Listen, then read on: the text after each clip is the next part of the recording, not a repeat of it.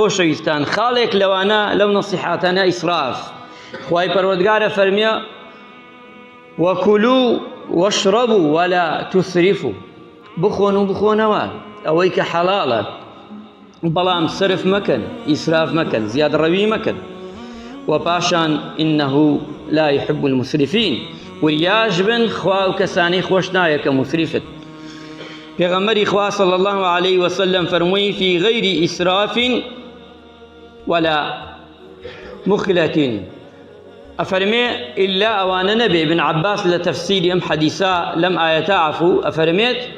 دوش تخوا دوش ديوي لمن الله بخونوا بلا مريابن إسراف مكان وزياد رويش مكان خوا أم دو صفتي زور ناقوشة تو چی تدروا خود نفريكي خود دو نفري سي نفري أشي تو خواردني دو اندي خود ديني لدواي خود باشي خود دو نفرادي بهارە پێویستەکە جلێیان دوو جل بکڕی بۆ خۆت بۆ خێزانت بۆ مناڵت تۆ ڕۆی زیاد ڕەویەکەی لە هەموو شتەکانی تر خوا ئەمەی پێخۆش نییە خوا ئەمەی پێخۆش نییە کەسی ئیسراف کە مسریفە لای خوا خۆشەویست نییە ئەوە بە کەسێکی زیادڕەوە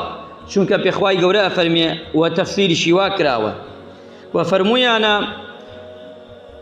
سەحابەیەک رضا و رحمتی خوای لێ بێ عەمرو بن عاس رضا و رحمتی خوای لێ بێ فەرمووی ئەی پێغەمبەری خوا من ماڵێکی زۆرم هەیە گوناحم ناگا ئەمە سەحابەی و پرسیار لە پێغەمبەرەکە صلی الله عليه وسلم فەرمووی نەخێر ئەمجا پێغەمبەری خوا ئەوەی پێ فەرمووی یا عەمر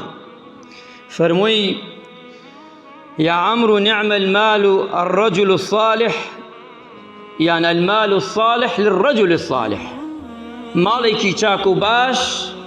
لای پیاوێکی دیندار و باش و چاک نیعمەتە ئەمە نیعمەتە بۆ خۆی و دەور و بەرەکەی ئەبێ ئینسان بزانێ ئەمجا ئیمامی عەلی ڕەزا و ڕەحمەتی خوای لێ بێ وتەیەکی جوانیە دەفەرمێت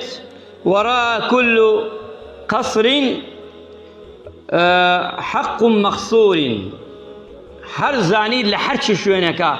کۆشکێک دروست کرا کۆشکێکی زۆر شانازی پێوەکەن ئێستا کۆشکەکان ئین فڵان ئین فیسان ئەڵێ فەرمێ ئیمامی عەلی هەرچی کات و زەمانێک کات قەسرەکان زۆر بوون نەحەقی تیا کرا هەر قەسرێک کراوە بزانێ حەقی یەکێتر خوراوە بۆیە دراوەتەوە قەسرە ئەگە حەقی یەکێتر نەخوری ئەو قەسر دروست ناکری چینێکی لەسەر ئاسمان چینێکی هەژار و نەدار کە شوێنی نیەتیایە ئیمامی عەلی فەرمێ هەر شتێک زیادڕەوی تیا کرا مافی یەکێتر خوراوە قەسدی ئەوەیە